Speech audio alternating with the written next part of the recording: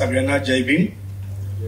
समष्टीच्या या दुसऱ्या सत्रातील पहिल्या चर्चासत्रात समाजकार्य, शिक्षण आणि अंधश्रद्धा निर्मूलनाच्या क्षेत्रात भरीव कामगिरी करणाऱ्या ॲडव्होकेट मुक्ता नरेंद्र दाभोलकर आहेत आपल्यासोबत. आज आपण त्यांच्याशी अंधश्रद्धा निर्मूलन समितीच्या आजवरच्या प्रवासाबद्दल, तसेच डॉक्टर नरेंद्र दाभोलकर यांचा खून, आरोपींना पकडून शिक्षा मिळण्यास लागलेला विलंब, अंधश्रद्धा निर्मूलन समितीचा आजवरचा प्रवास, त्यांच्या कामासमोर आजच्या घडीला असलेली आव्हाने, अशा काही मुद्द्यावर संवाद साधणार आहोत. अंधश्रद्धा निर्मूलन समितीच्या कामामुळे मुक्ताजींची आज सर्वांना ओळख आहेच, पण या मुलाखतीच्या निमित्तानं मला त्यांची ओळख इथं करून देणं महत्वाचं वाटतं. पुण्याच्या फर्ग्युसन कॉलेजमधून सोशॉलॉजीमधून त्या BA झालेत. टीस मधून MA एलिमेंटरी एज्युकेशन आणि त्यानंतर LLB असं त्यांचं शिक्षण झालंय. महाविद्यालयीन काळापासून त्या महाराष्ट्र अंधश्रद्धा निर्मूलन समितीच्या कामामध्ये सक्रिय आहेत. पंचायत राज प्रशिक्षण, ग्रामसभा सशक्तीकरण, महिलांचं नेतृत्व, शालेय व्यवस्थापन सशक्तीकरण इत्यादी क्षेत्रामध्ये त्यांनी राज्यभर 100 पेक्षा अधिक कार्यशिबिरामध्ये सहभाग घेतला आहे. त्यांनी गाव आणि शाळा ही पुस्तिका लिहिली असून पंचायत सखी या उपक्रमाचे संयोजन देखील त्यांनी महाराष्ट्रभर केले आहे. कौटुंबिक हिंसाचाराविरोधात सखी गटाच्या माध्यमातूनही त्या कार्यरत आहेत. डॉक्टरांच्या हत्येनंतर त्यांनी जादूटोणा विरोधी कायदा असेल, सामाजिक बहिष्कार विरोधी कायदा असेल, हे दोन्ही कायदे मंजूर होण्यासाठी लढा दिला आणि ते कायदे महाराष्ट्र शासनाने मंजूर केले आहेत. त्यांच्या सामाजिक कार्याची दखल घेत यशवंतराव चव्हाण प्रतिष्ठान युवा कार्यकर्ता पुरस्कार 2009 आणि भीमाबाई आंबेडकर पुरस्कार 2015 यासारख्या सन्मानांनी त्यांना गौरवण्यात आलं आहे. मुक्ताजी, तुमचं स्वागत आहे. आपल्याकडे 40 ते 45 मिनिटं असतील, त्यामुळे मी जास्त वेळ घेत नाही आणि आपण प्रश्नांकडे वळूया. आज आपण अशा काळात जगतोय जिथे श्रद्धा आणि अंधश्रद्धा यामधली ज्या सीमारेषा आहेत त्या पुसट होत चालल्या. अनेक वर्षापूर्वी डॉक्टर दाभोलकरांना कदाचित या संकटाची चाहूल लागली असावी आणि त्यांनी अनिसच्या चळवळीच्या माध्यमातून त्याला एक उत्तर दिलं. ही चळवळ केवळ विरोधाची नाही, तर विवेकशील समाज निर्मितीची चळवळ आहे. एका व्यक्तीचा विचार चळवळीत रूपांतरित होतो, हा इतिहास तुम्ही जगला आहात, अनुभवला आहात. तर गेल्या 4 दशकातील अनिसच्या प्रवासातील काही महत्वाचे टप्पे तुम्ही सांगू शकाल का? हो, नक्कीच सांगू शकेन.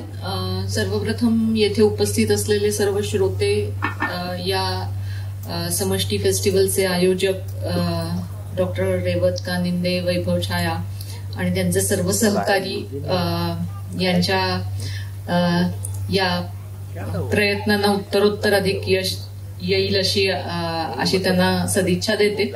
आणि तुम्ही जर विचारलं की अनिसच्या वाटचालीबद्दल, अनिसची सुरुवात आणि अनिसच्या वाटचालीतले महत्वाचे टप्पे, तर मला असं वाटतं की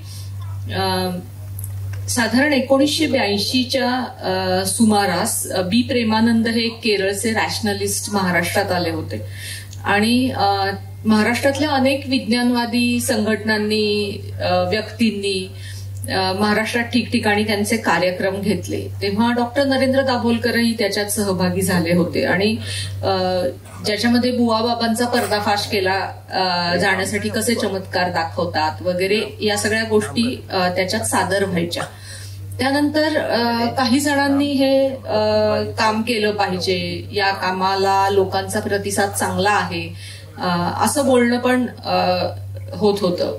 तर तेव्हा डॉक्टर नरेंद्र दाभोलकरांनी साधारण 1987 सालापासनं अंधश्रद्धा निर्मूलनाच्या कामाला सुरुवात केली. खरं तर इथं जे तरुण असतील त्यांनी हे ऐकण्यासारखं आहे किंवा आपण कुणीही हे लक्षात ठेवण्यासारखं आहे की डॉक्टर तेव्हा त्यांची 40शी ओलांडली होती. त्यामुळे म्हणजे ज्या कामासाठी ते ओळखले जातात ते काम त्यांनी वयाच्या 40शी नंतर सुरू केलं. तेव्हा ते डॉक्टर झाले होते. डॉक्टरकीची काही वर्ष त्यांनी प्रॅक्टिस केली होती, पण त्यांना समाज परिवर्तनाचंच काम करायचं होतं.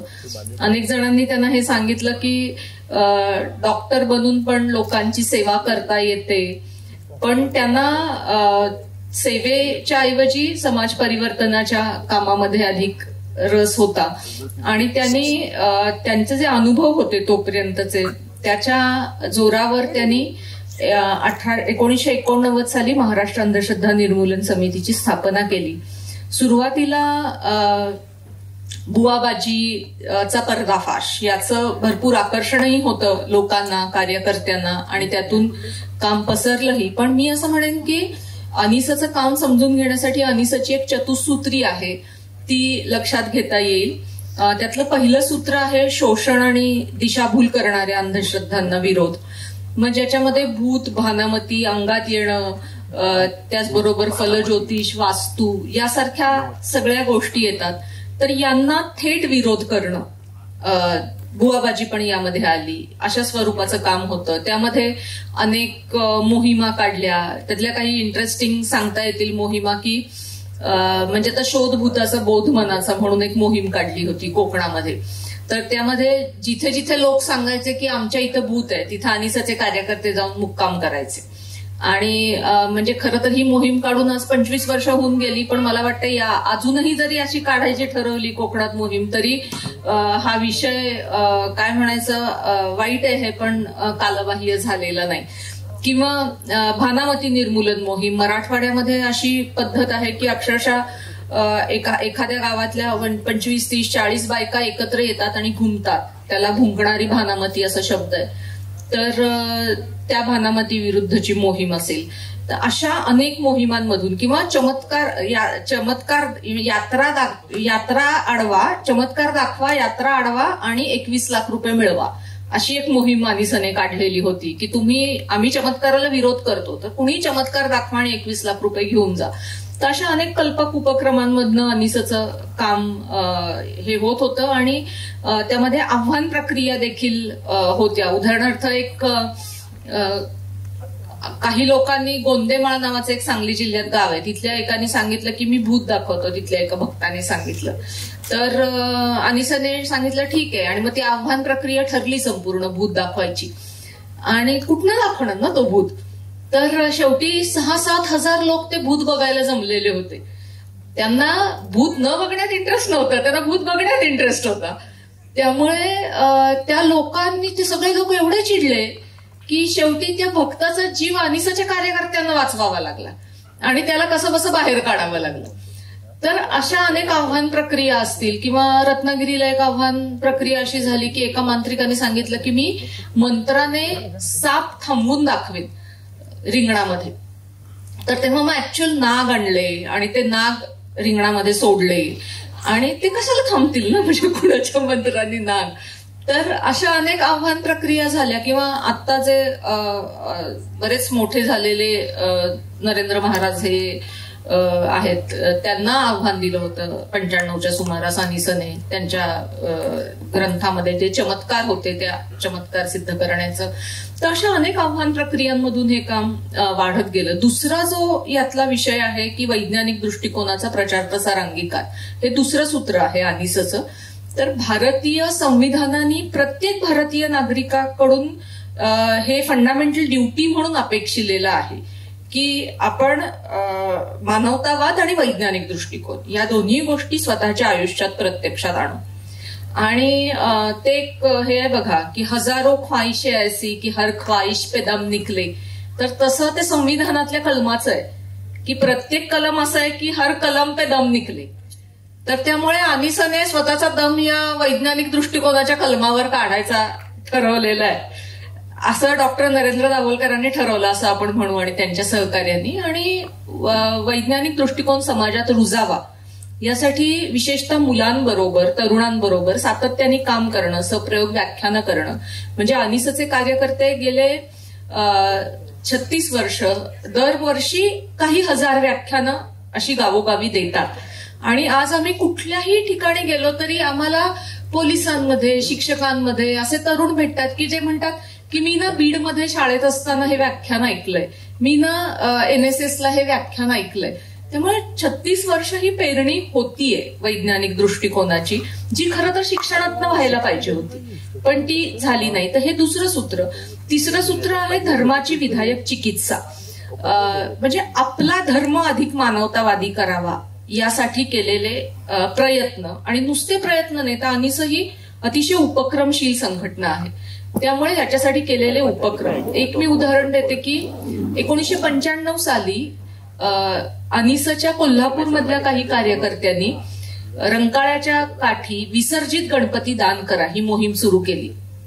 आणि गणेश मूर्ती जी प्लास्टर ऑफ पॅरिसची असते किंवा रंगांनी रंगवलेली असते रासायनिक, तर ती जिवंत पाण्याच्या स्रोतात विसर्जित न करता ती आर्टिफिशियल टँकमध्ये विसर्जित करावी. त्यावर्षी त्यांनी एक गुळाची काहील ठेवली होती मोठी आणि त्याच्यात लोकांनी त्या विसर्जित केलेल्या मूर्ती द्याव्यात असं म्हटलं होतं.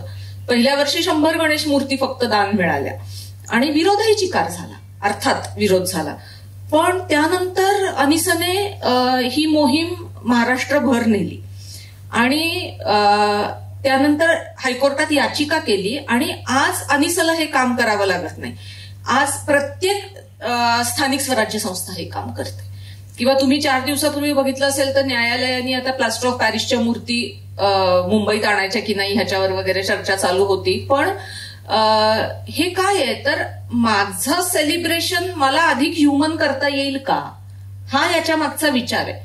म्हणजे नुसतं पर्यावरण पूरक वर्तन नाही आहे, तर स्वतःचा विवेक वापरून स्वतःच्या धार्मिक आचरणामध्ये बदल करण्याचा, स्वतःला अनुभव देणार. तर असे अनेक उपक्रम अनिस सांगतं. म्हणजे जसं होळीची पोळी दान करा, की तुम्ही प्रत्येक घरातून एक पोळी तुम्ही आगीत जाळण्याऐवजी ती माणसांना द्या असेल. तर असे अनेक उपक्रम अनिस घेऊन पुढे आलं. किंवा बकरी ईद निमित्त रक्तदान हा एक अजून उपक्रम मुस्लिम सत्यशोधक मंडळाच्या बरोबरीने सुरू केला, की ज्यामध्ये कुर्बानी या शब्दामध्ये असं अभिप्रेत आहे की तुम्हाला प्रिय गोष्ट तुम्ही द्यायची आहे. तर बकरा हे त्याचं प्रतीक असू शकत नाही आजच्या काळात स्वतःच्या प्रिय गोष्टीचं, तर मग तुम्ही स्वतःचं रक्त द्या, म्हणून बकरी ईद निमित्त रक्तदान. तर अशा हे धर्माची विधायक चिकित्सेच्या अंतर्गत येणारे अनेक उपक्रम. आणि चौथं सूत्र आहे अनिसचं समविचारी संस्था संघटनांशी जोडून घेणं. कारण हे कशाचं तरी निर्मूलन करायचं काम नाहीये, भारतीय संविधानाला अभिप्रेत असलेला समाज निर्माण करायचं हे काम आहे. त्यामुळे हे अर्थात एक संघटना करू शकेल असं काम नाही, सर्वांच्या बरोबरीने मिळून हे काम करावं. तर असा अनिसचा प्रवास सांगता येईल. यामधल्या 2 गोष्टी मी नंतर सांगेन इतर ओघात. एक म्हणजे जादूटोणा विरोधी कायदा, त्याची वाटचाल, त्याच्यानंतर इतरही गोष्टी येतील. मुक्ताजी, मी या काही गोष्टींशी रिलेट करू शकतो. मी का साताऱ्याला छोट्या गावातून येतो आणि मला आठवतंय की 93 किंवा 94च्या काळात आमच्या शाळेत डॉक्टर आले होते आणि डॉक्टरांनी एक छोटासा कार्यक्रम केला होता. आणि मी हे बघितलंय की अजूनही गावागावामध्ये अंगात येणं असेल, देवरेशाकडे जाणं असेल, गुवाकडे जाणं असेल किंवा कौल घेणं असेल, ह्या गोष्टी अजूनही होतात. पण खूप फरक पडलाय, खूप बदल घडलाय. आणि अनिसच्या कामाचा प्रभाव फक्त महाराष्ट्रात नाही तर महाराष्ट्राच्या बाहेरही आपल्याला दिसून येतो. मला जस्ट विचारायचं होतं की या 4 दशकांच्या कामाचा भारतीय समाजभवनावरती कसा परिणाम झालेला दिसून येतो? मला असं वाटतं की डॉक्टर नरेंद्र दाभोलकरच एक वाक्य नेहमी वापरायचे, ते मी सांगते. ते असं म्हणायचे की मी ज्या कामाच्या क्षेत्रात आहे त्याच्यात यशाचा हिशोब दशकांच्या नाही तर शतकांच्या भाषेत करायला पाहिजे. त्यामुळे तुम्ही प्रयत्न कर. किंवा एकदा त्यांना कोणीतरी असं म्हणालं की एक शिबिर होता अनिसचं, 200 लोक त्याला उपस्थित होते. तर किती छान काम वाढतंय आणि किती लोक आले. तर ते म्हणाले, माझ्याच नावाचा एक माणूस इथे शेजारी एक मंडप टाकून बसलाय, त्याच्या कार्यक्रमात 2 लाख लोक आहेत. तर त्यामुळे ही जी काही दरी आहे ती निश्चित राहणार, याच्यात काही शंका नाही. कारण कोणीतरी तुम्हाला रेडीमेड विचार करून देणार आहे आणि तुम्हाला स्वतःला विचार करायचा आहे, ह्याच्यात मोठा फरक आहे. पण मला असं वाटतं की महाराष्ट्रामध्ये निश्चितच याला एक पूरक भूमी आहे. संत आणि समाज सुधारकांचा जो वारसा आहे आपल्याला लाभलेला त्या सगळ्यामुळे, आणि त्याच्या आधारावर एक 35 वर्ष 36 वर्ष जेव्हा एखादी संघटना सातत्याने प्रयत्न करते, सातत्याने भूमिका घेते, मांडत राहते लोकांसमोर, तेव्हा लोकांच्या मध्ये याच्याबद्दल काहीतरी बोललं पाहिजे, ही एक विचार हा एक रुजतो, निर्माण होतो. आणि याची म्हणजे अगदी वेगळी वेगळी उदाहरणं सांगते की एक औरंगाबाद खंडपीठासमोर एका माणसाने याचिका दाखल केली होती. त्याने कुठलं तरी यंत्र विकत घेतलं होतं, हनुमान चालिसा यंत्र, ज्याच्यामुळे बरकत येणार होती. ती काही आली नाही अर्थातच. तर त्यामुळे त्यांनी हे केलं, एक हायकोर्टात याचिका केली आणि शेवटी त्याचं ते प्रकरण त्या कंपनीने त्याला पैसे दिले परत आणि ते मिटलं. पण हायकोर्टाने स्वतः ठरवलं की आपण ही केस चालवायची आणि ह्याच्यात निर्देश द्यायचे. आणि मग त्यांनी असे निर्देश दिले की जादूटोणा विरोधी कायद्याच्या कक्षेखाली जाहिराती पण आल्या पाहिजे. तर आता अनिसाच्या कुठल्याही कार्यकर्त्यांनी या याचिकेचा पाठपुरावा केला नव्हता. जेव्हा निकाल आला तेव्हा आम्हाला समजलं. तर अशा गोष्टी घडू शकतात की इथल्या माणसांना, सामान्य माणसापासून उच्च पदस्थापर्यंत इथे अशी वाटणारी काही माणसं आहेत. म्हणजे एखाद्या विषयाची चळवळ होते म्हणजे काय होतं, एकदा मी एका झाडांच्या चर्चा असलेल्या व्हॉट्सअप ग्रुप, फेसबुक ग्रुपवरती मी सदस्य. तर त्या ग्रुपवर चर्चा चालली होती आणि कुणीतरी त्याच्यात लिहिलं होतं की तुळशीच्या मुळे वातावरण शुद्ध होतं वगैरे असं. तर दुसऱ्या माणसांनी तिथे जाऊन लिहिलेलं होतं की हे अवैज्ञानिक आहे आणि इथे या गोष्टींची चर्चा होऊ नये. तर मला वाटतं की असं जेव्हा फेसबुक ग्रुप पासून न्यायालयापर्यंत वाटणारा एक तरी माणूस असतो ना, तर तेव्हा त्या विषयाची चळवळ होण्याची शक्यता आणि प्रक्रिया समाजामध्ये घडत असते. किंवा महाराष्ट्रामध्ये जादूटोणा विरोधी कायद्याखाली 1200 पेक्षा अधिक गुन्हे दाखल झालेत. कर्नाटकात लगेचच हा कायदा झाला असा, पण माझ्या माहितीत कर्नाटकात असे गुन्हे दाखल झालेले नाहीत. कारण कायदा झाला तरी तो अंमलात येण्यासाठी जिवंत माणसं लागतात, ज्यांचा त्या कायद्याच्या तत्वावर विश्वास आहे, जे त्या कायद्याच्या अंमलबजावणीचा पाठपुरावा करणार आहे. त्यामुळे मला वाटतं महाराष्ट्रामध्ये निश्चितच हे वातावरण आहे, चळवळी ते जिवंत ठेवण्याचा प्रयत्न करतायत. उर्वरित भारतामध्ये देखील या प्रयत्नांना मागणी असते आणि त्या प्रकारची मदत करण्याचा आम्ही प्रयत्न करतो. पण संघटना म्हणून आमचं अस्तित्व महाराष्ट्रातच आहे, हे देखील खरं आहे. डॉक्टरांनी प्रॅक्टिस थांबवली आणि संपूर्ण महाराष्ट्रभर अंधश्रद्धा निर्मूलन समितीच्या कामासाठी फिरण्याचं ठरवलं. डॉक्टरांनी खूप क्रिएटिव्ह पद्धतीने समाज प्रबोधन केलेलं दिसून येतं. म्हणजे थोडक्यात ते काय करायचं, खूप साध्या सोप्या शब्दात लोकांच्या विवेकाला साथ घालत होते, हात घालत होते. आणि त्याबद्दल त्यांचे अनेक व्हिडिओजही पाहायला मिळतात. त्यांनी भरपूर लेखनही केले. तर त्याबद्दल काय सांगाल? त्यांची जी क्रिएटिव्ह पद्धत होती, जी डायरेक्ट विवेकाला साथ घालण्याची त्यांची जी कृती होती, त्याबद्दल काय सांगाल?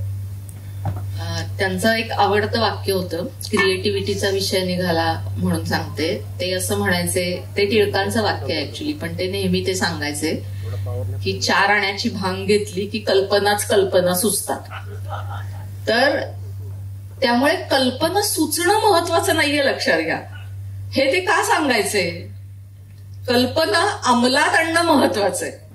कल्पना सुचतात कुणालाही, तुम्हाला मला देखील कल्पना सुचू शकतात, पण त्यातल्या किती अंमलात आणण्याची आपल्या अंगात ताकद आहे हे महत्वाचं आहे. म्हणजे ते कल्पक होते, कल्पकतेने विचार करू शकत होते, पण त्याचबरोबर मला वाटतं ते तो अंमलात आणण्यासाठी त्याच्या पाठी उभे राहू शकत होते. हे खूप जास्त महत्वाचं आहे. आणि अंधश्रद्धा निर्मूलनाच्या कामामध्ये मला वाटतं की एक अंगभूत नाट्य आहे.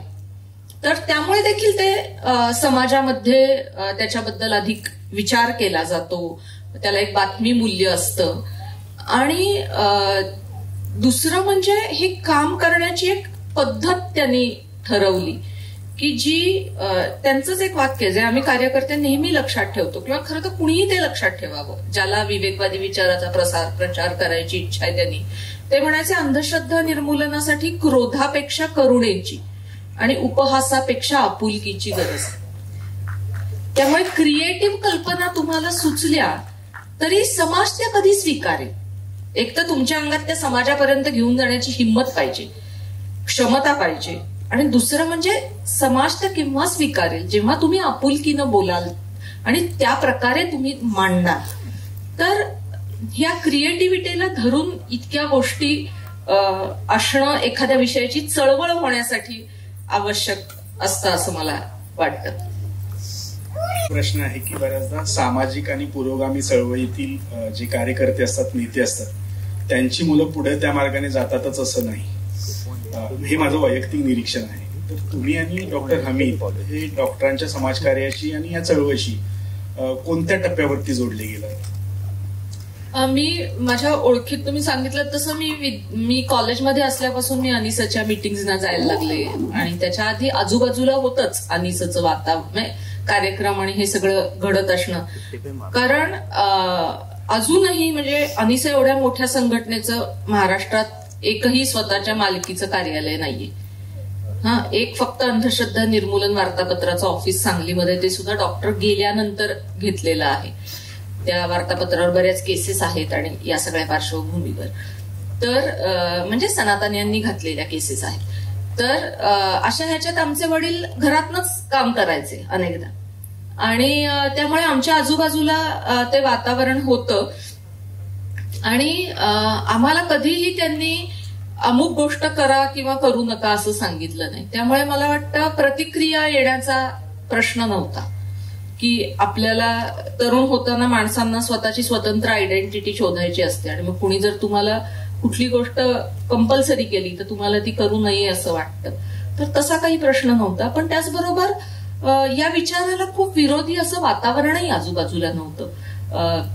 सश्रद्ध माणसं होती घरामध्ये. माझ्या आईचे आई वडील आणि आम्ही सोबत राहायचो, कारण माझे वडील पूर्ण वेळ बाहेर असायचे कामासाठी आणि माझी आई स्त्रीरोगतज्ञ आहे. त्यामुळे ते आमच्यासोबत येऊन राहिले होते या सगळ्या ह्याच्यात. तर सश्रद्ध होते ते. घरामध्ये हे वातावरण होतं, परंतु आम्हाला कधीही त्यांनी अमुक करा अमुक करू नको असं सांगितलं नाही. त्यामुळे जी नैसर्गिक स्वतःचं मत शोधण्याची प्रक्रिया असते ना, ती नैसर्गिक गतीने घडली असं मला वाटतं. त्याचा पण एक फायदा झाला असेल. आणि अजून एक वाटतं की आमच्या वडिलांच्या कामाप्रती आमची आई आणि आमच्या घरातले सर्वजण ह्यांना केवळ आदरच होता. हे खूप महत्वाचं आहे की एक डॉक्टर झालेला माणूस डॉक्टरकी करत नाही आणि असं काहीतरी स्वतःला मनाला वाटेल ते वेगळं प्रयत्न करतो, तर ह्याच्याबद्दल अनेकदा उपहास पण समाजामध्ये होऊ शकतो. पण तो आमच्या कुटुंबात अजिबात नाही झाला. उलट त्यांचं खूपच कौतुक होतं घरात सगळ्यांना, त्यांच्या कुटुंबात, माझ्या आईच्या कुटुंबात. तर त्यामुळे पण मला वाटतं की नकारात्मक परिणाम आमच्या मनावर झाला नसेल. आणि अजून एक महत्वाची गोष्ट ती म्हणजे आमची आई व्यवस्थित व्यवसाय करत होती. त्यामुळे आमची आबाळ झाली नाही. अनेकी विचारामुळे आबाळ झाली आपली असं त्यांच्या डोक्यात जर एकदा बसलं तर त्यांना त्याचा राग मनात येऊ शकतो. आणि आज देखील अनिसमध्ये डॉक्टर नरेंद्र दाभोलकर कायम सांगायचे, आणि मला वाटतं सगळ्या सामाजिक संघटनांनी ह्याच्या पुढे ते लक्षात घेण्यासारखं ह्याच्या पुढच्या काळात, की ते असं म्हणायचे, पहिली प्राथमिकता तुमच्या व्यवसायाला द्या, दुसरी कुटुंबाला द्या, आणि तिसऱ्या प्राथमिकतेने जरी तुम्ही काम केलं संघटनेचं तरी आपण खूप काम करू शकतो.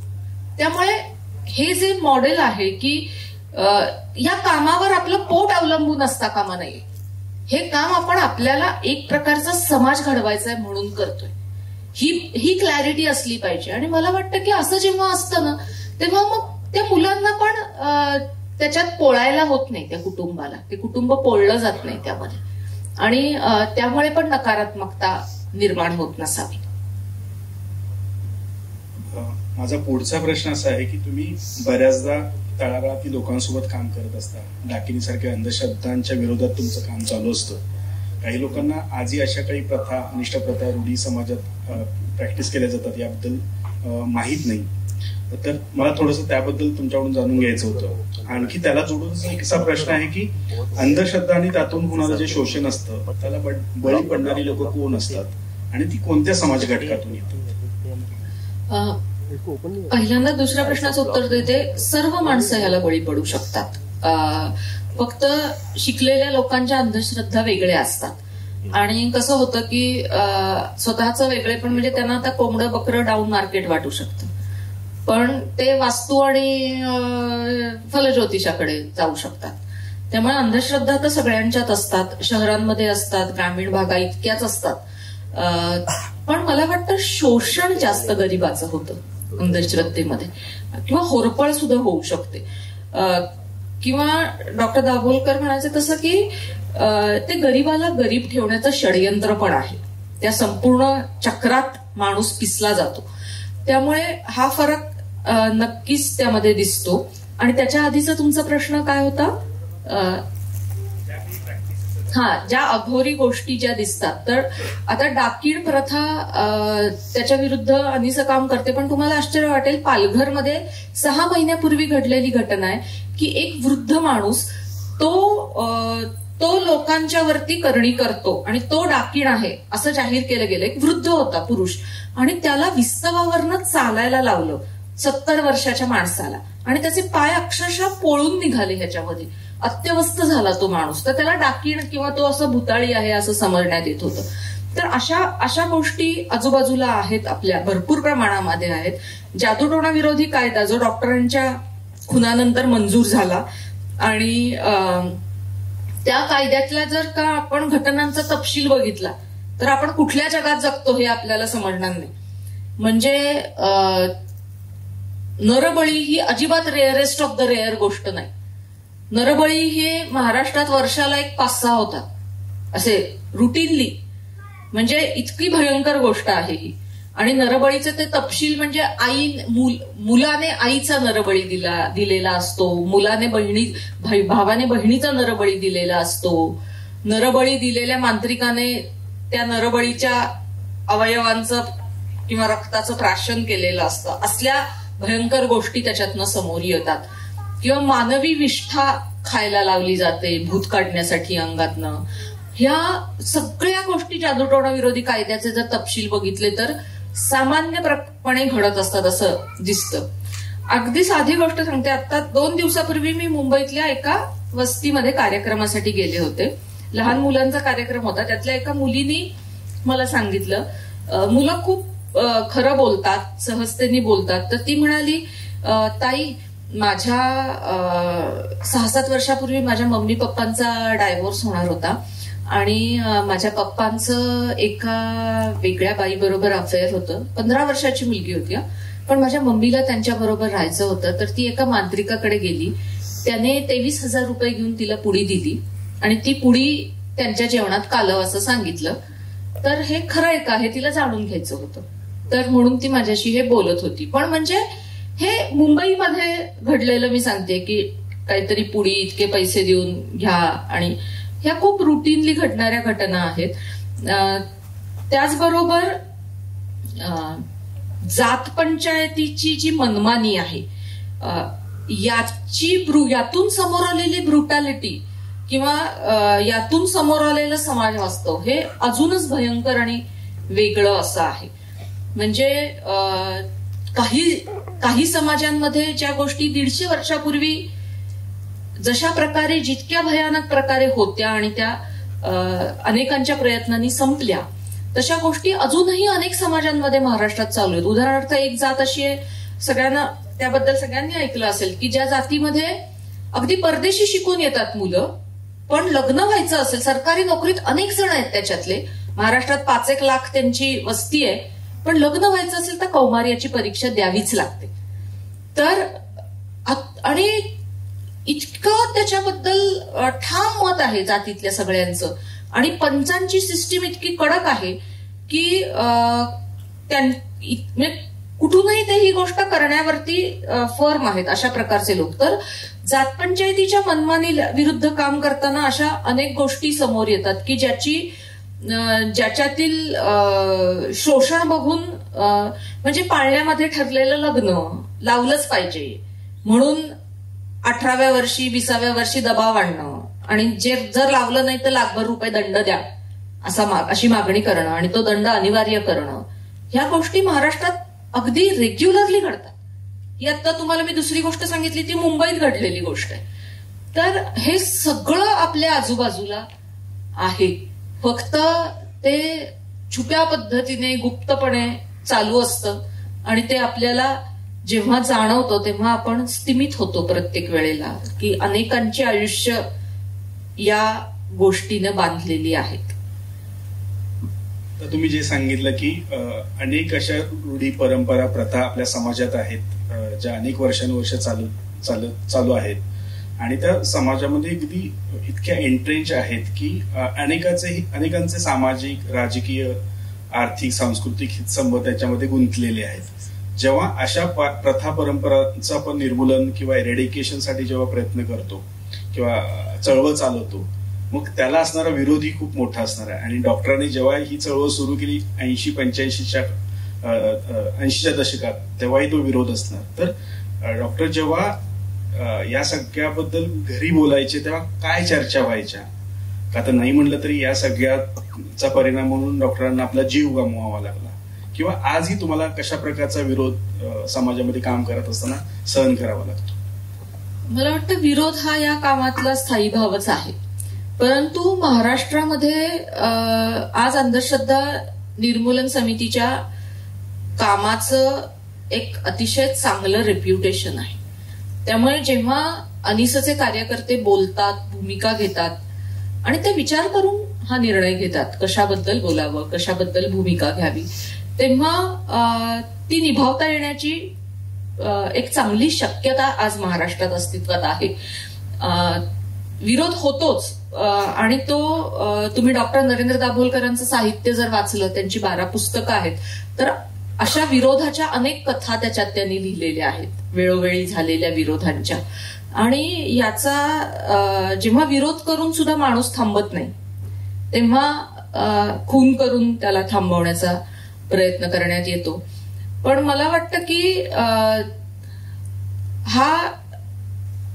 यामध्ये गुंतलेल्या हितसंबंधांचा जर आपण विचार केला तर हा विरोध हा या कामाचा एक पैलू कायमच राहणार.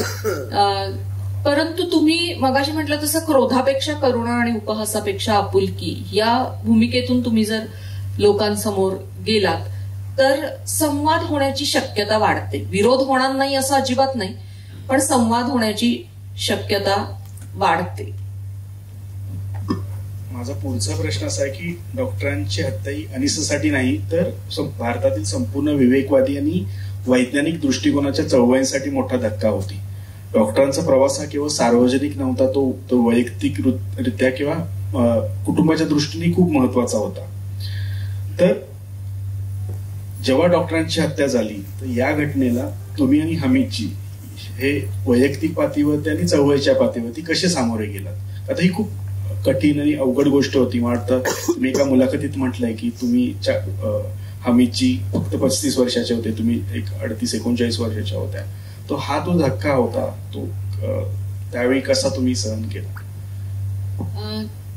मला वाटतं की आम्हाला आमचा अतिशय तीव्र भावनिक प्रतिसाद ह्याला आला की हे जे घडलं ते फार चुकीचं आहे. म्हणजे आपल्या आयुष्यात यातून जे दुःख निर्माण झालं ती एक गोष्ट आहे, पण या गोष्टीसाठी माणसाचा खून होतो आणि तो इतका आपल्या जवळचा माणूस असतो, तर ही फार चुकीची गोष्ट आहे या समाजात घडलेली आणि आपण याच्यासाठी उभं राहिलं पाहिजे. हा मला वाटतं की आमचा अतिशय तीव्र भावनिक प्रतिसाद आला. म्हणजे आम्हाला 5-6 वर्ष तरी त्याला काय जुनून आमच्यावर चढल्यासारखे आम्ही काम त्याच्यात ओढून घेऊन काम केलं असं वाटलं. आम्ही 2 जण स्वतंत्रपणे आपापलं काही करतो अजूनही करतो आपापली कामं, पण त्या सगळ्याच्या पलीकडे जाऊन ह्याच्याशी आम्ही खूप जास्त भिडलो, जास्त जोडले गेलो. कारण एकतर अतिशय तीव्र भावनिक प्रतिसाद आणि हे खूप अन्याय आहे अशी निर्माण झालेली जाणीव त्याच्यातनं. या व्यतिरिक्त त्याच्यामुळे आयुष्यामध्ये निश्चितच खूप बदल घडले. म्हणजे माझ्या वडिलांचा खून होण्याच्या आधीचं आयुष्य आणि नंतरचं आयुष्य आमचं, ह्याच्यात अगदी मोठा म्हणजे आम्हाला जाणवेल अशा प्रकारचा फरक आमच्या आयुष्यामध्ये घडला. पण मला वाटतं की आमचे कुटुंबीय जे आजूबाजूचे आहेत त्यांच्यामुळे आम्ही ह्याच्याशी चांगले जुळवून घेऊ शकलो. हमीदची बायको मुग्धा किंवा माझा नवरा अनिश, मुलं, या सगळ्यांचा पाठिंबा व्यवस्थित होता, आई. आणि मला वाटतं आम्ही स्वतःच्या मानसिक आरोग्याकडे लक्ष दिलं, हे पण त्याचं एक कारण आहे. कारण जेव्हा आपण एखादी म्हणजे खून झाला, मृत्यू झाला, तर दुःख करणं हा त्याच्यावरचा नैसर्गिक रिस्पॉन्स आहे ना. तो सोडून आपण जेव्हा दुसऱ्याच काहीतरी करत राहतो अनेक काळ, तेव्हा काहीतरी आपल्या मनावरती, शरीरावरती त्याचे नकळत अतिशय खोलवर परिणाम होत असतात आणि ते आपल्याला जाणवतातही. आपल्या स्वतःच्या वागण्यात जाणवतात, आपल्या नात्यांमध्ये जाणवतात.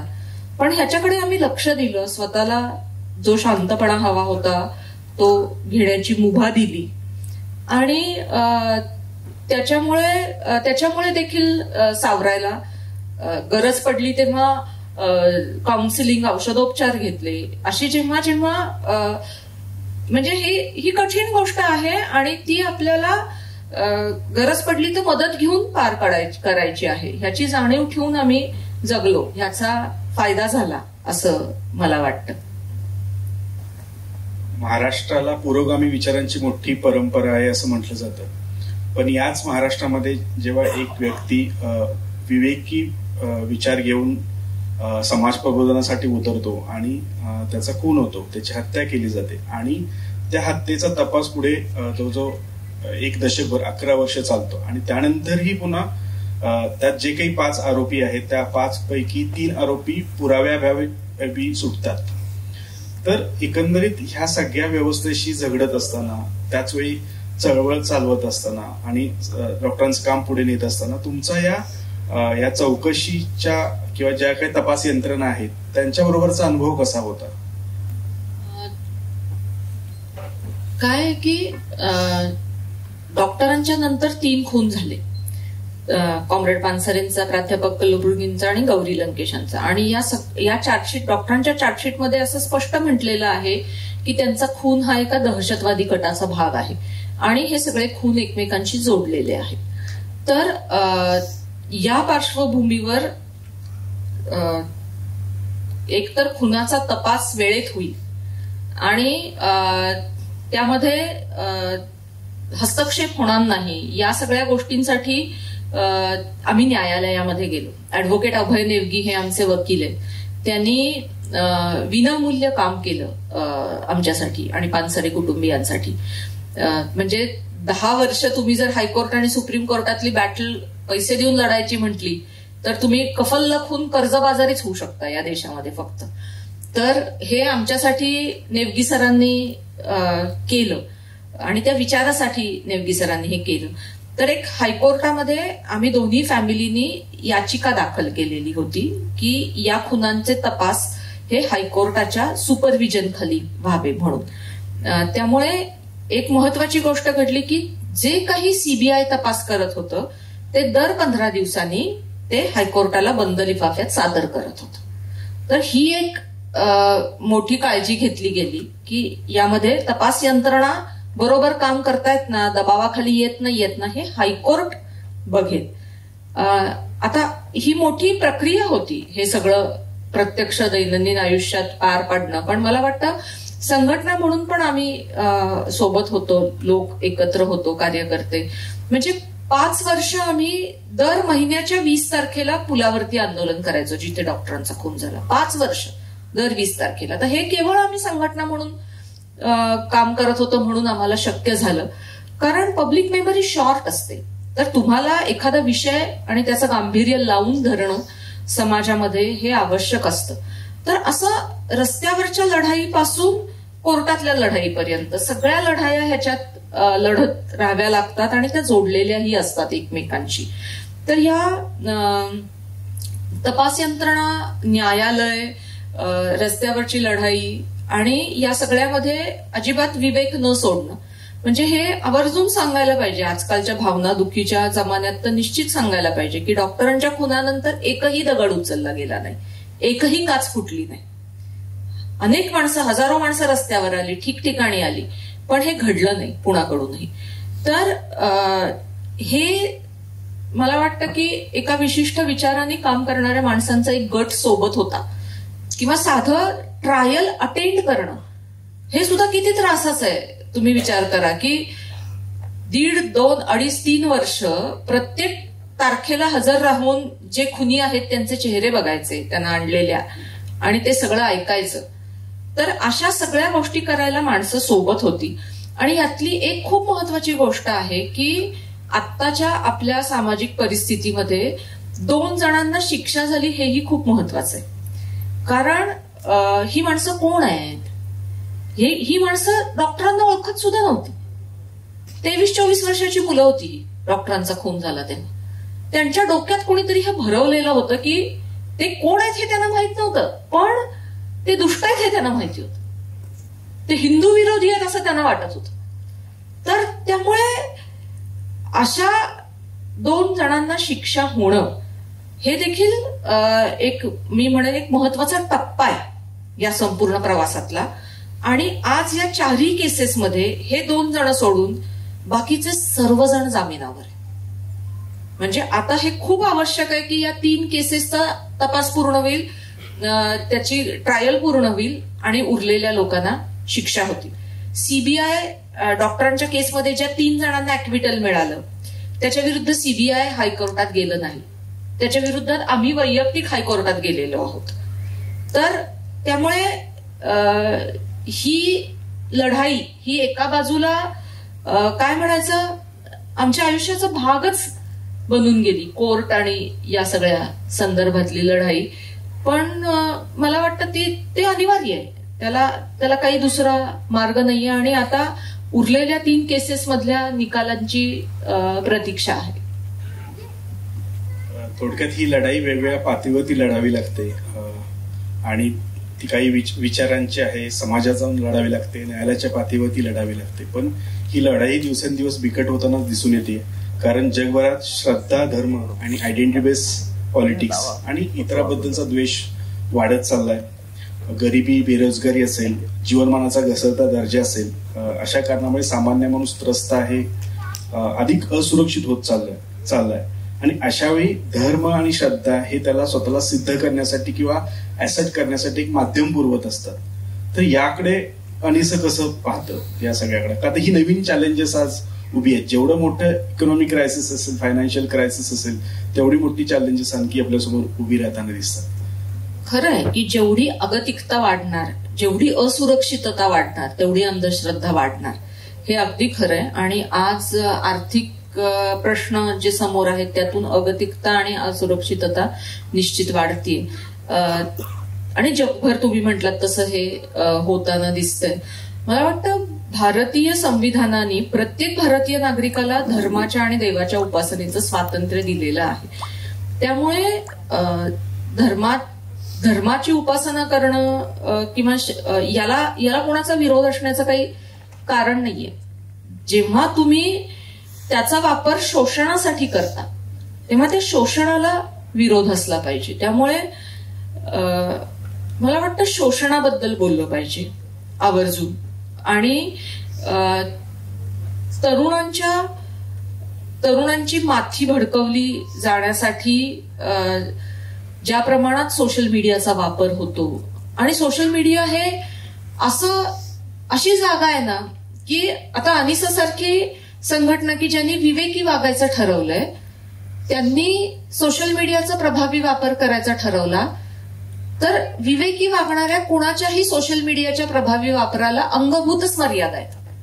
कारण लक्षात ठेवा, तुम्ही वेड्यासारखं वागलात तरच तुम्ही सोशल मीडियावरती फेमस होता. तुम्हाला भांडणं करावी लागतात, शिव्या द्याव्या लागतात, उकरून काढावं लागतं, ट्रोलिंग करावं लागतं, तुम्हाला उरलेल्यांना बोलवावं लागतं, या मज्जा चालू आहे, और मज्जा देखो असं तुम्ही जर चालवलं तर तुमच्याकडे खूप जण येणार. पण और मज्जा देखोचा खेळ जर तुम्हाला करायचा नसेल तर सोशल मीडिया तुमचा वापरला जाणारा अंगभूत मर्यादा आहे. म्हणजे हे या बिझनेस मॉडेलच प्रॉब्लेमॅटिक आहे या माध्यमाचं. त्याचा निश्चित आम्ही वापर करू, अधिक प्रभावी पद्धतीने करायला शिकू. पण ही चॅलेंजेस जी आहेत की इतक्या मोठ्या प्रमाणात तरुणांची माथी भडकवली जातात. आता अमेरिकेसारख्या देशामध्ये लस घेऊ नये किंवा लस घ्यायला सांगणं हा कटाचा भाग आहे लोकांना, असं वाटणारे कोट्यवधी लोक अमेरिकेसारख्या देशात निघाले. हे सोशल मीडियातनंच शिकले ते सगळं असल्या गोष्टी कोविडच्या काळामध्ये. तर हा जगभरचा मला वाटतं प्रश्न आहे, आणि ज्याला समोरच्याला विवेकी वागण्याचं आव्हान करायचं आहे त्याच्या समोरचं हे मोठं आव्हान आहे, आणि ते निश्चित अनिसाच्या समोर देखील आहे. विचारण्याचा होतो पण तुम्ही त्याचं उत्तर दिलं की आज देव, धर्म आणि श्रद्धा यावर बोलणं एवढं अवघड झालंय की कोणाच्या भावना कुठे दुखावतील, कोणी त्याच्यावरती टोकाची प्रतिक्रिया देईल, कोणी हल्ला करेल किंवा कुठे पोलीस तक्रारी दाखल केल्या जातील याचा काही नेम राहिलेला नाही. आणि हे सगळ्यांसाठीच, चळवळीसाठी जेवढं अवघड आहे, कार्यकर्त्यांसाठी जेवढं अवघड आहे, तेवढंच विवेकी विचार घेऊन काम करणाऱ्या, समाजात काम करणाऱ्या सर्वांसाठीच एक मोठं चॅलेंज उभं राहिलंय. एक मी याच्यात सांगेन फक्त की शोषणाबद्दल बोलायचं, की त्याच्यातून जे शोषण होतं त्याच्याबद्दल आम्हाला बोलायचं आहे. आणि महाराष्ट्रामध्ये एक उपलब्धी आहे जादूटोणा विरोधी कायद्यामुळे, की मर्यादित आहे ती उपलब्धी, पण ती आहे ती म्हणजे महाराष्ट्रात कोणी चमत्काराचा दावा नाही करू शकत. चमत्काराचा दावा करणं हा महाराष्ट्रात कायद्याने गुन्हा आहे. तर आता एक बागेश्वर धाम बाबा नावाने प्रसिद्ध असलेला एक बाबा नव्याने जन्माला आलेला आहे. तर तो महाराष्ट्रात येऊन मी अवतार आहे असं नाही म्हणू शकत, त्याला दुसरीकडे बसून ते म्हणावं लागतं. किंवा महाराष्ट्रामधल्या एका मंत्र्यांनी मागच्या सरकारमध्ये सहभागी असलेल्या इथे मुंबईमध्ये राहणाऱ्या घाटकोपरमध्ये त्यांच्या घराच्या बेसमेंटमध्ये, म्हणजे त्यांचं तिथे मोठी जागा असेल तर तिथे त्यांनी एक कंबलवाले बाबा नावाचा बाबा आणला. 1 वर्षभरापूर्वीची गोष्ट आहे. आणि अक्षरशः ना शेकडो लोक विकलांग नातेवाईकांना घेऊन तिथे त्यांची रीघ लागली. म्हणजे इतकं ते करुण चित्र होतं की ही माणसं बरी होतील. आणि तो कंबलवाले बाबा सगळ्यांच्या अंगावर कंबल टाकायचा, बाया असोत पुरुष असोत, आणि त्यांना कवटाळून घ्यायचं आणि ते बरे होतील असं म्हणायचा. तर अशा ह्याच्यात आम्ही ट्विट केलं. तो महाराष्ट्र सरकारमधला मोठा मंत्री होता, तर मी फक्त ट्विट केलं आणि जादूटोणा विरोधी कायद्याची आठवण करून दिली की चमत्काराने आजार बरा होऊ शकतो असं म्हणणं महाराष्ट्रात गुन्हा आहे. तर त्यांना ते बंद करावं लागलं आणि कंबलवाले बाबाला परत जावं लागलं. तर मला वाटतं की उपलब्धी पण आहे एका मर्यादित प्रमाणात, ती आपण कशी वापरू शकू, जी आहे ती स्पेस, आणि कशी वाढवू शकू. आपण थोडस उत्तराकडे येऊया. अनिसाच्या भविष्यातील प्रवासात किंवा वाटचालीत तुम्हाला काय चॅलेंजेस दिसत आहेत? आता काम करत असताना कोणत्या समस्या तुम्हाला दिसतात? आणि अनिसाच्या कामामध्ये जर नवीन पिढीला, तरुण मुलं मुली यांना सहभागी करून घ्यायचं असेल तर कोणत्या संधी उपलब्ध आहेत? का तर अनेकदा असं होत असतं की अनेक जणांना चळवळीत सहभागी व्हायचं असतं, काम करायचं असतं, पण प्रत्यक्षात कार्यक्रमामध्ये, उपक्रमामध्ये सहभागी होता येत नाही. तर तुम्ही या व्यासपीठावरून अशा काही संधी उपलब्ध असतील तर सांगू शकाल का? हो, निश्चितच सांगू शकेन. अनिसाच्या कामामध्ये याच्या पुढील काळामधील दिशा काय असेल असं या प्रश्नाची मी पहिल्यांदा उत्तर देते. एक मला इथे आवर्जून सांगितलं पाहिजे की मी इथे मुलाखत देत असले तरी अजिबात मी किंवा हमीद हे अनिसाचे नेते नाही, हे कृपया तुम्ही लक्षात घ्या. अनिसाची एक राज्य कार्यकारी समिती आहे आमच्या संघटनेच्या इंटरनल ऑर्गनायझेशनमध्ये. साधारण 4 वर्षापूर्वी आम्ही असा निर्णय घेतला की आम्ही सामूहिक नेतृत्वातून संघटना चालू. म्हणजे महाराष्ट्रामध्ये मेंढालेखा नावाचे एक गाव आहे गडचिरोली जिल्ह्यामध्ये, ते संपूर्ण गाव हे एकमताने चालतं. म्हणजे काय तर गावची ग्रामसभा निर्णय घेते गावातल्या सगळ्या गोष्टींबाबत, आणि तो बहुमताने नाही एकमताने निर्णय घेते. म्हणजे केवळ सरपंच सदस्य यांच्या मताने गाव चालत नाही. तर आम्ही असं ठरवलं की जर एक गाव असं चालू शकतं आणि त्यानंतर अनेक गावं अशी त्यांच्या वाटचाल करतायत, तर आपण संघटना म्हणून का नाही हे करू शकणार. आणि आमची 16 जणांची राज्य कमिटी आहे, त्याच्यामध्ये महाराष्ट्रातल्या सगळ्या भागातले प्रतिनिधी आहेत, वेगवेगळे स्ट्रेंथ्स असलेले लोक आहेत, आणि मी आणि हमीद त्या कार्यकारी समितीचे फक्त सदस्य आहोत. आता अशा कार्यक्रमाला आम्हाला आवर्जून बोलवलं जातं. हा आम्ही म्हणतो की आमच्या फायद्याचा भाग आहे, की आम्हाला ऐकायला लोकांना जास्त आवडतं कारण आमच्या नावात दाभोलकर आहे. त्यामुळे ह्याचा आम्ही संघटनेला फायदा करून देऊ आणि आमचा विचार लोकांपर्यंत पोहोचवू. याचा अर्थ आम्ही या चळवळीचे नेते आहोत असं अजिबात नाही, आणि ही माझी कुठलीही नम्रता वगैरे नाही, हे सत्य. या प्रकारे आम्ही काम करतो. तर कारण ही सामाजिक चळवळ आहे, लक्षात घ्या. ही संस्था नाहीये अनिसही. अनिसकडनं आम्ही आमचा प्रवास खर्च देखील घेत नाही, मानधन वगैरे तर सोडाच, किंवा ह्याच्यातनं कुणालाही यातल्या कुठलाही आर्थिक किंवा असा लाभ होत नाही. तर त्यामुळे ही एक गोष्ट की ज्याच्या मनात अशा प्रकारचा समाज घडवावा अशी इच्छा आहे, तो कुणीही या कामाशी जोडला जाऊ शकतो, उपलब्ध वेळेत जोडला जाऊ शकतो. पुढच्या काळामध्ये जे काम आहे ते करतच राहू. डॉक्टर दाभोलकर नेहमी म्हणायचे, त्यांचं एक आवडतं वाक्य होतं, ते मला वाटतं ज्याला काहीतरी करायचंय त्या प्रत्येकाला वापरता येईल स्वतःसाठी असं वाक्य, किमान कार्यक्रमाची कमाल अंमलबजावणी. किमान स्वतःच ठरवा काय करायचंय ते, आणि जास्तीत जास्त चांगला प्रयत्न करा ते करायचं. त्यामुळे जे आम्ही काम करतोय ते निश्चित करत राहूच, पण वेगवेगळ्या त्याच्या अनेक शाखाही खुलतील. म्हणजे संघटनेच्या आज महाराष्ट्रात सर्वत्र शाखा आहेत, प्रत्येक जिल्ह्यात शाखा आहेत. त्या शाखा फक्त नाही तर आता जोडीदाराची विवेकी निवड म्हणून अनिसचा एक उपक्रम आहे की तुम्ही कांदे पोहे पद्धतीनं किंवा प्रेमात पडून जोडीदार दोनच प्रकारे निवडायला गेलात तर काहीतरी अडचणी येतात दोन्ही प्रकारात.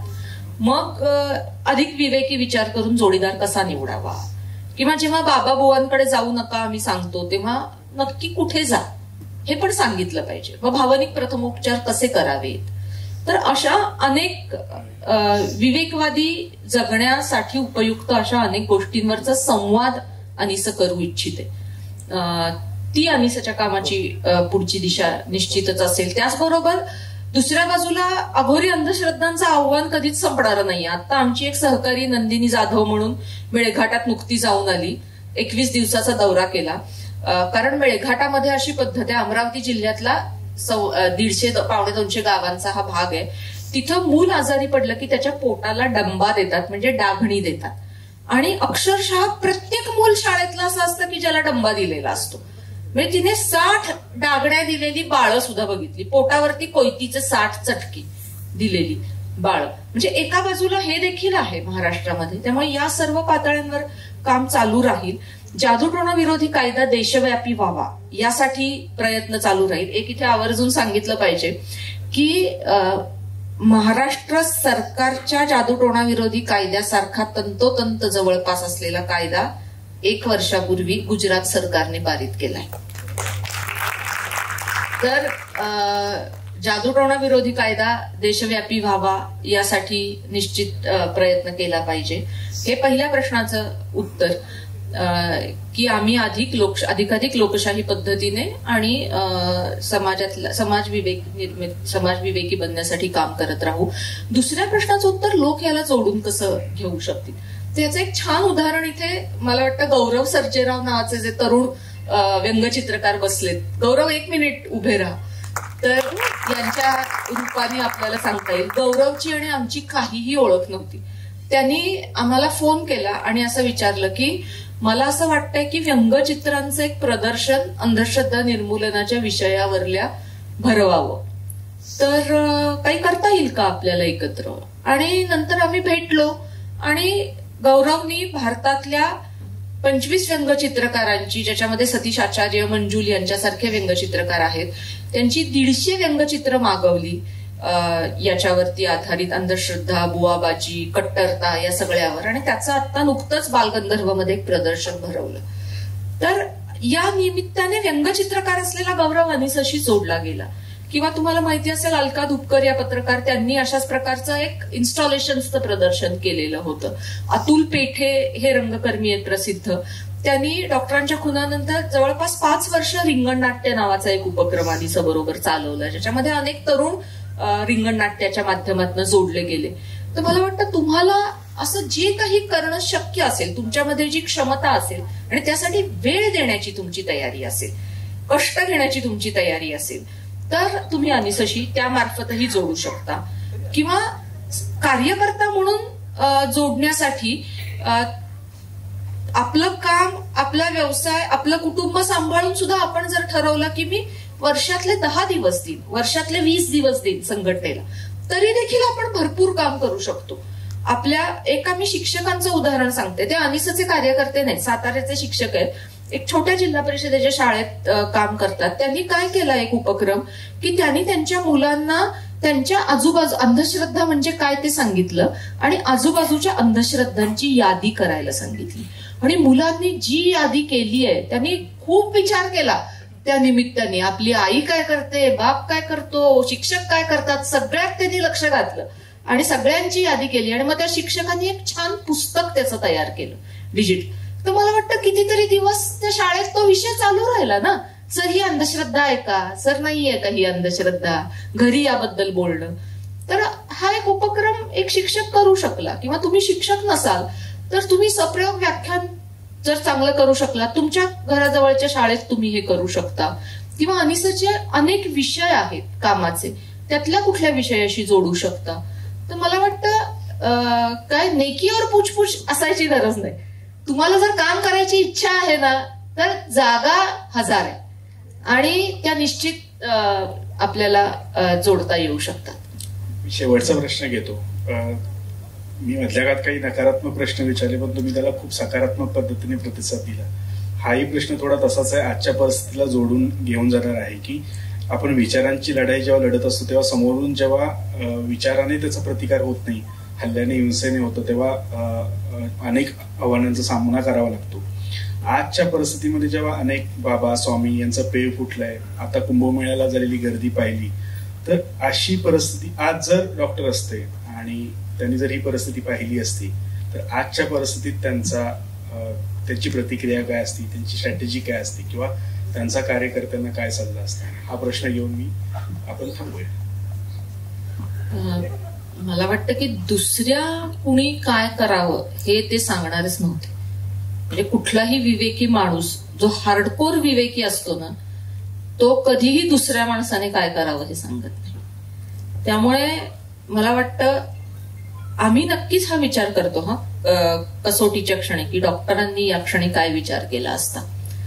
पण त्याचबरोबर हाही विचार करतो आम्ही रॅशनल असल्यामुळेच की आम्ही आहोत. आम्ही डॉक्टर नरेंद्र दाभोलकर नाही. आम्ही म्हणजे प्रत्येक जण, म्हणजे फक्त मी आणि हमीद नाही. त्यामुळे मला वाटतं आपल्या क्षमतांच्या आकलनाच्या आणि परिस्थितीच्या संदर्भातच आपल्याला आयुष्याचा विचार करावा लागतो. हे पहिलं सत्य आपल्याला मान्य केलं पाहिजे. पण मला वाटतं की त्यांच्याकडून जे शिकलो त्याचा विचार करता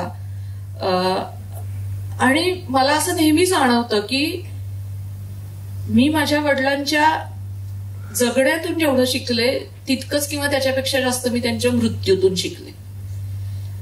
तर जे शिकलो त्याचा विचार करता वाटतं की एकतर प्रामाणिकपणे काम केलं पाहिजे, नेटाने काम केलं पाहिजे, निराश न होता काम केलं पाहिजे, न घाबरता काम करण्याचा प्रयत्न केला पाहिजे. आणि आपल्या चुका झाल्या, मानवी कमी पडलो तर स्वतःला माफ करायला शिकलं पाहिजे. नंतर ज्याला कॉम्रेड पानसरे रेषेच्या अलीकडले आणि रेषेच्या पलीकडले असा शब्द वापरायचे. आपल्याच माणसांना काहीतरी श्लेष काढून दुखावणं टाळलं पाहिजे, की त्यांच्यावरती संशय घेणं टाळलं पाहिजे, जेणेकरून आपण एकत्र असण्याचा भंग होणार नाही. पण त्याचबरोबर आपापल्या कार्यक्षेत्रामध्ये आपण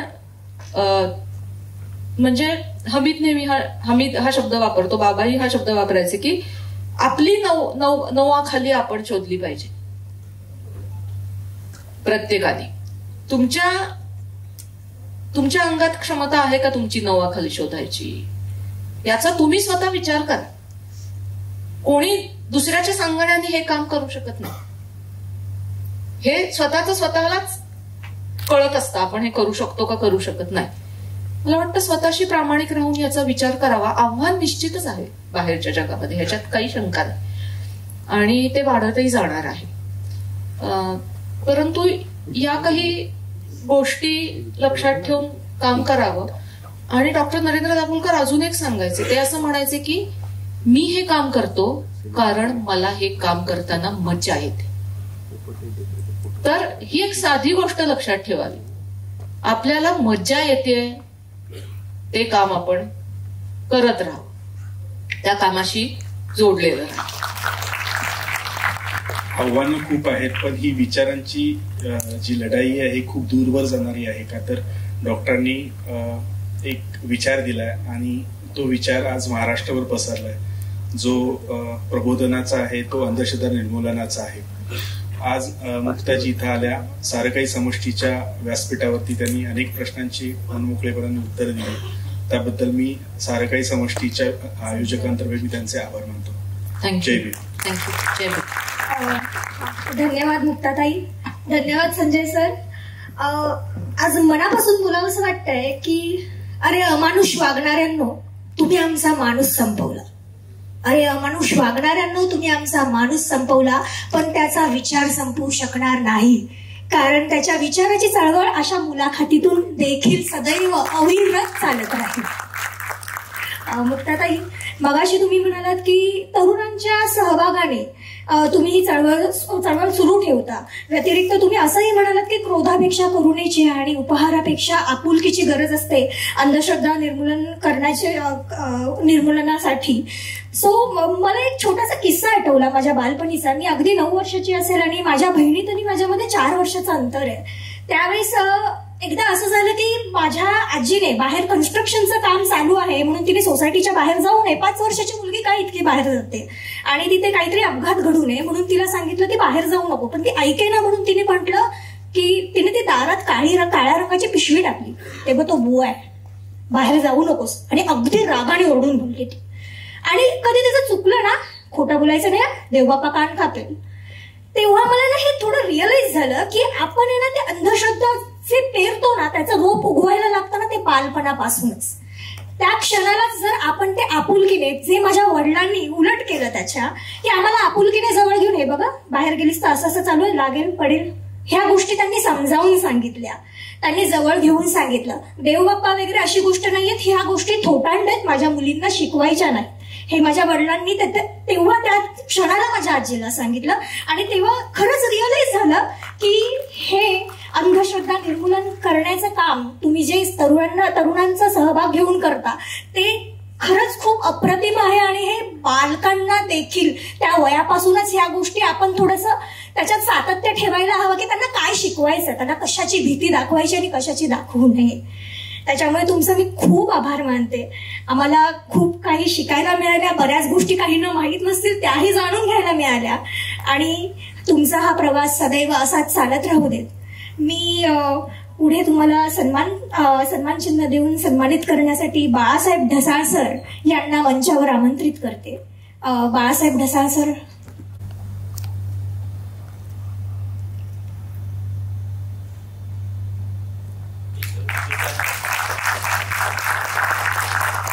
धन्यवाद. ह्या अशाच मुलाखती आणि अशाच